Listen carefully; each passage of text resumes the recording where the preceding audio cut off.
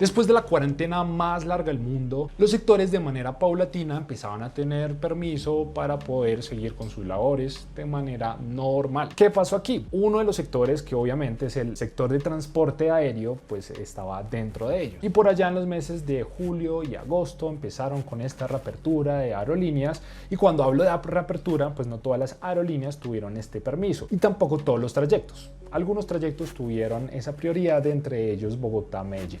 Y hubo una aerolínea que tuvo esta gran posibilidad de empezar esta reapertura de transporte aéreo. Y pues obviamente para celebrarlo, pues hicieron un concierto. Pero revisemos qué dicen los expertos y las evidencias científicas. Y antes de tocar este tema de cómo se puede propagar el virus usando un instrumento, primero hablemos del tema de cómo el virus se puede propagar por el aire. Puesto que al principio se decía que sí, que se puede propagar por el aire, luego que no.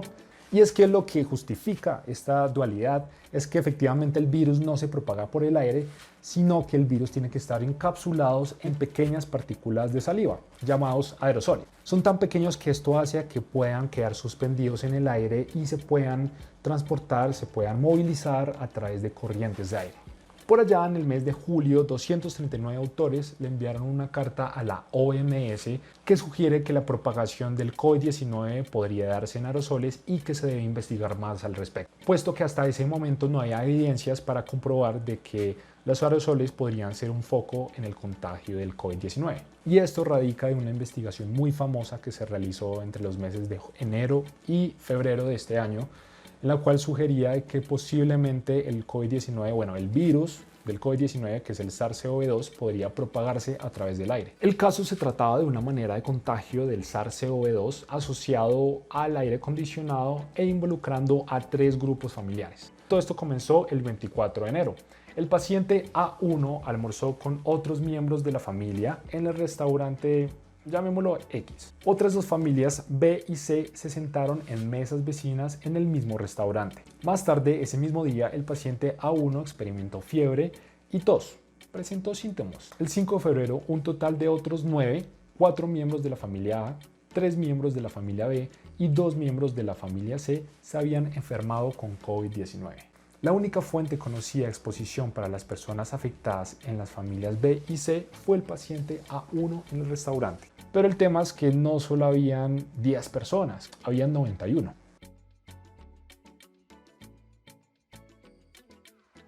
Del estudio se concluye que la causa de este brote fue la transmisión por aerosoles, teniendo el caso de que posiblemente hayan gotas de saliva mayores a 5 micrómetros. Estas no alcanzaban a una distancia mayor a 1 metro, y pues las distancias entre las mesas eran mayor a 1 metro.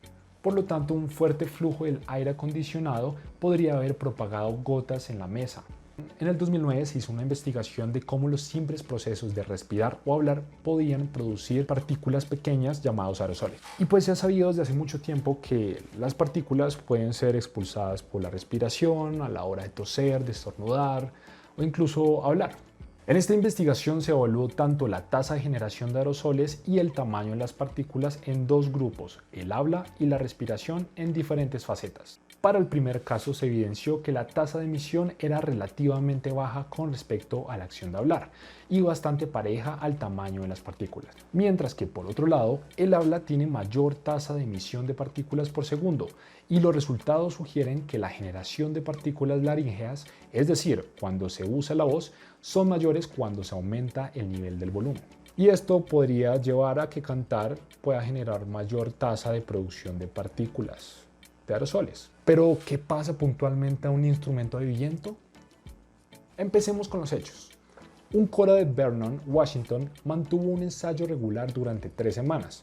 Tuvieron 45 miembros diagnosticados con COVID-19 y 2 murieron. Y esto sucedió incluso respetando el distanciamiento social. El 7 de septiembre hubo un artículo que fue publicado por la Universidad de Minnesota en Estados Unidos, en el que muestra que efectivamente los instrumentos pueden ser foco de transmisión de enfermedades de patógenos que están encapsulados en las pequeñas partículas llamadas aerosoles. Esta investigación se centró en el estudio de la generación de aerosoles en 10 instrumentos de viento, en diferentes niveles dinámicos, patrones y articulación de ejecución, encontrando que la generación de los aerosoles varía al orden de magnitud entre diferentes instrumentos y estilos de música, así como el diseño del instrumento y las características respiratorias. La clasificación que se hizo en los 10 instrumentos para hacer las pruebas se clasificó en diferentes niveles de riesgo bajo, medio y alto, en función de una comparación de sus concentraciones de aerosoles. Dentro de esta primera fase en la investigación se deja claro que no todos los instrumentos generan tantos niveles como es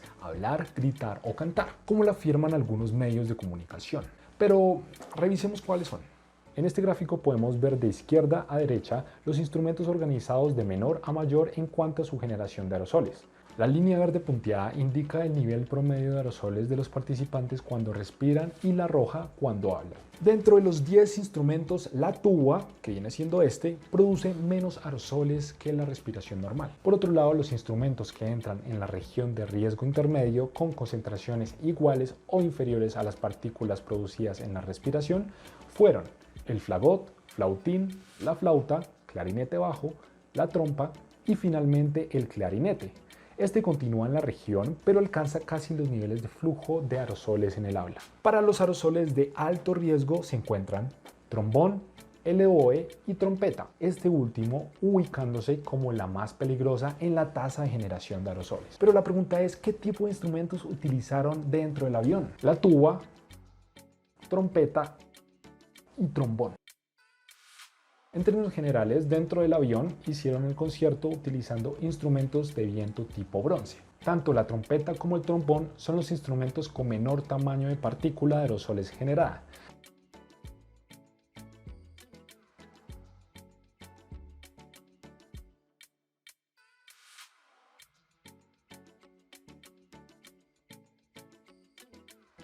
En la segunda fase del estudio utilizaron sondas para determinar qué tan lejos llegaban las partículas en un lugar cerrado, y sorprendentemente a lo que se podría creer inicialmente es que las partículas no llegaban a más de un pie, de 30 centímetros. Y es tanto así que las partículas a 10 centímetros de la salida del instrumento tenían una concentración menor a 10% con respecto a la fuente. Y realmente ningún instrumento mostró una afluencia apreciable más allá de los 30 centímetros. Es decir, casi no se encontraba concentraciones de partículas. Pero a ver, ¿qué es lo que ocurre aquí? Los investigadores explicaron que se produce un fenómeno llamado pluma térmica, en el cual estas partículas tienen una mayor temperatura con respecto a la temperatura ambiente. Por lo tanto, esto genera una diferencia de densidades y las partículas se disipan y suben. La mayoría de aerosoles son transportados hacia arriba por esta corriente, lo que hace a que se disipen muy rápidamente.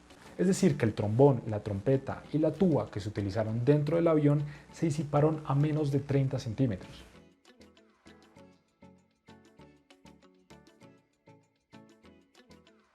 Afortunadamente en esta chocoaventura no hubo ningún caso reportado de COVID-19, pero aún así el riesgo estuvo. Bueno, sí, la labor de inaugurar otra vez la reapertura de los vuelos comerciales pues estuvo hasta bonita. Pero pues lo ideal es utilizar instrumentos que no generen estos riesgos, como son los instrumentos de percusión o de cuerda. Tocar instrumentos en un lugar espacioso con buena ventilación estaría en teoría controlado para poder asistir a un concierto en estos tiempos de pandemia. Hasta aquí este video, espero que te haya gustado tanto como a mí leer de este tema y saber cómo se propaga este COVID-19, puesto que así nos podemos proteger un poco más también sabiendo los mecanismos en los cuales este virus puede ser contagiado. Hasta un nuevo video. Chao, chao.